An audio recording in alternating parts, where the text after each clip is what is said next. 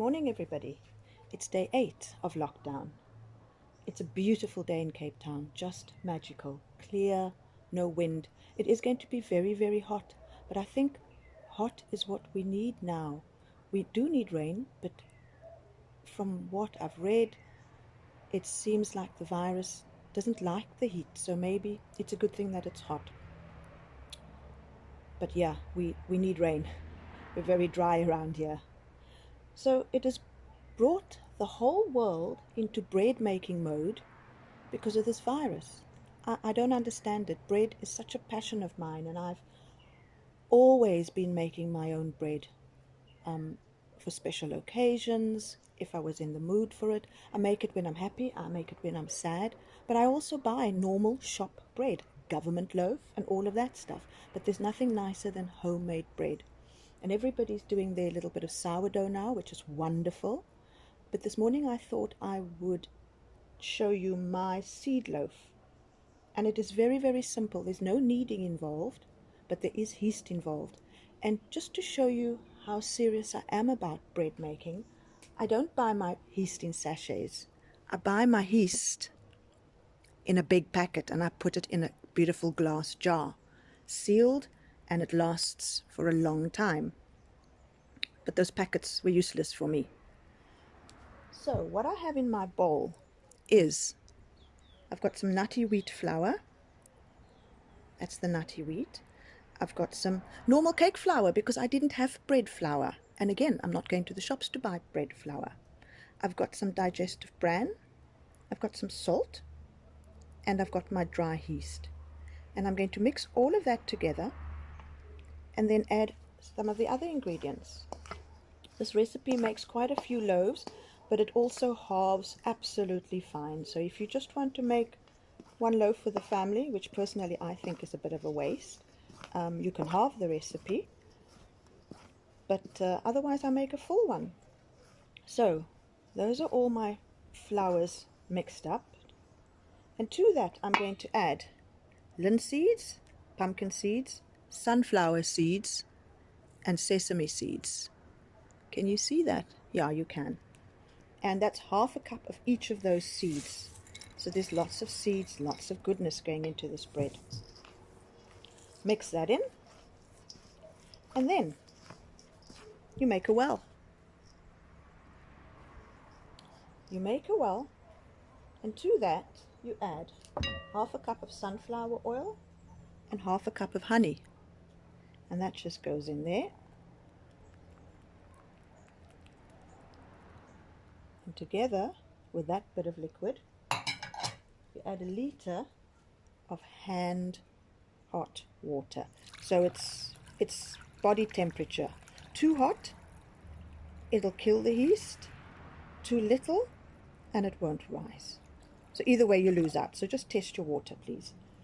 So you add a liter of water, and I think I might have put a bit more in my jug, but let's see. Let's stir. And really, you don't get your hands dirty for this one. For me, bread making is about the soul. I really don't like those bread machines because I feel bread is it's a tactile thing. It needs soul put into it. So with this one, I'm just using my wooden spoon to get this all into a lovely dough. Not too wet and definitely not too dry. With bread making, and not this one, but the traditional yeasted loaf, my secret is always rather have it too wet than too dry, because trying to add water to a dry mass is not very pleasant. And yes, it does alter the mixture a little bit by adding extra flour, but as you go along, with each time you make it, you learn to understand it a bit more. And that, dear people, is this beautiful seed loaf. Now this also doesn't need double proving. It gets scooped into the tins that I have lined, because gosh, there's nothing worse than having a loaf of bread stuck in your tin. There we go. That is beautiful. That is perfect the way it is. And now I'm just going to pack it in to my loaf pans, and let's see how much I get out of it. And I'm making these small loaves because, well, sharing is caring. And even in these times with no contact, there are ways to pass things over the wall. That's all I'm going to say. So this has only one set of rising rules. Once this is beautifully risen, it gets put into an oven of 200 degrees Celsius and probably cooks for about an hour and 10 minutes, depending on your oven. You just have to test it. And once it is beautifully golden on top, and you test it with a skewer, if it comes out clean, then it is cooked. Leave it in the tin for a few more minutes, turn it out, knock the base if it sounds hollow. It's definitely done. And it's as simple as that. So I'll just carry on scooping. You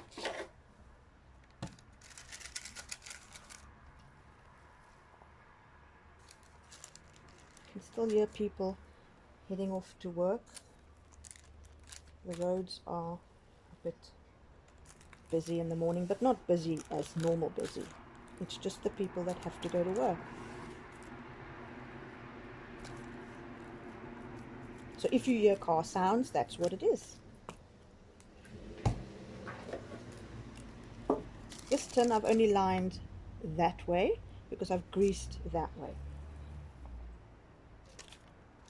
And hopefully it won't stick.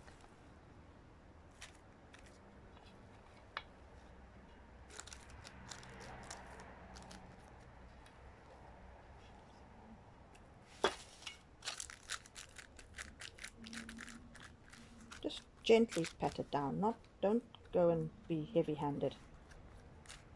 Just gently. There's bread after all. And this is all being made before 8 o'clock in the morning. No, maybe it's a little bit after 8 o'clock already. And that's because I'm going to be giving another ballet rib class soon, so I needed to get this done. So this tin is a little bit too big for the rest of the mixture, which means we are just going to take out of everywhere else. I'm not going to stress about it.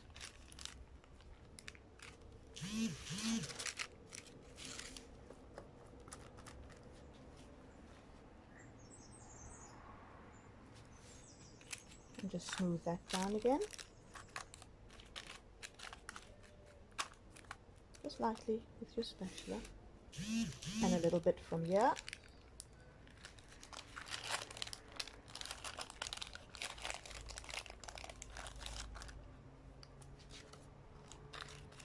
And spread that back out so you don't have a big, humongous hole. But this will rise beautifully. It's so warm already this morning that I'm going to put it in the kitchen, cover it up, and probably within an hour, but I'm going to leave it a bit longer because I'll be dancing away. It will be risen, and then it's ready to go into the oven.